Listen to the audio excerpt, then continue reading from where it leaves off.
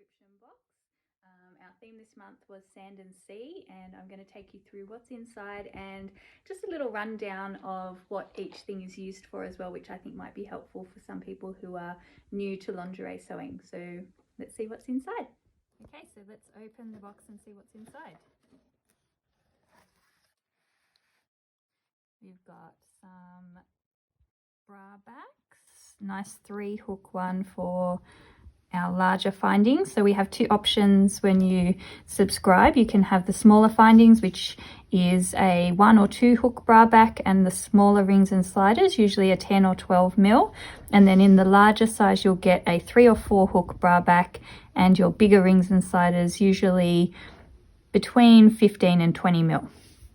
So that's our bra back. We've got some pretty little motifs. They're really cute just to stitch on as an added detail at the end. Some charms, very cute, going with the Sand and Sea theme. One of our little Lingerie Society labels. Okay, now we've got all the trims. So I'm going to go through and explain to you what the different trims are and what you use them for. So first is our strapping, which obviously that's pretty self-explanatory. This is the wider box, so that's a 20 mil strapping. A wide strapping like that you can also use as an underbust elastic, so that one's pretty versatile. Another underbust elastic is this nice, super soft, it's kind of brushed one side banding, so that's really for underbust or the top of knickers. Really good for providing a bit of extra stability on a bralette if you put that one under bust. We've got our underwire casing, so you stitch that on where your underwires are going to go in. That's a nice fine one, kind of satin on one side, so really good. We've got our fold over elastic. This is one of my favorite things in the whole entire world. Basically you can use it to bind anything. So I use it a lot to bind cups, the top of a cup, and then you can carry that straight on to create your strap out of the fold over. You can also use it for knickers. You can use it as a feature. Really versatile. You can really do anything with fold over elastic. Then we've got our picot, two different kinds of picot. So that's for your knickers or for using at the edge of a cup. It's quite a fine one, so it's not going to provide a lot of stability, so that's too fine to use under bust, but to edge things that's great, and for knickers it's perfect. This is a stronger picot, so this one is great for at the bottom of a bra or bralette, nice and strong, or you could use it at the top of pants if you want something with a bit more structure and stability. Then we've got another wide strapping. Again, you can use that under bust or at the top of pants. You could even use it as a nice wide strap feature. That one's really soft and stretchy. This beautiful lace. Now this is not stretch, so this is really to use as a feature, say along the edge of a cup on a wired bra. You could put it on pants, possibly as a feature on the front, but it is not stretch, so you'd have to be more careful about your placement of where you use that one. Then we've got some nice wide stretch lace. Pretty versatile. This one you can use it in a bralette as a insert piece at the top of some knickers, as a feature on some knickers. You can do a lot of stuff with that actually, it's pretty versatile. And then we come to our fabrics. So this month we've given you a piece of a beautiful soft satin.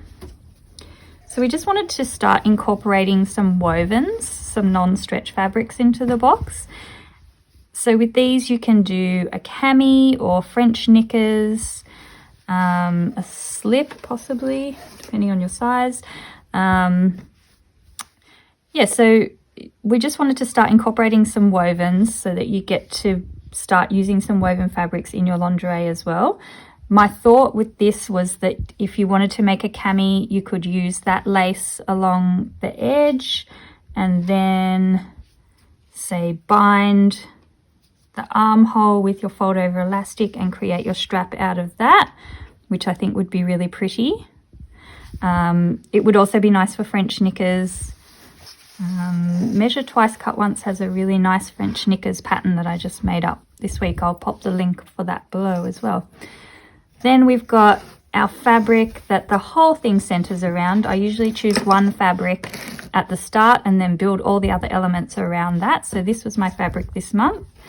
It's a gorgeous embroidered net. So this is perfect for a wired bra for the cups. It's got a little bit of give, not really stretch. You could use it in a bralette, but you would need to incorporate some stretch fabrics as well.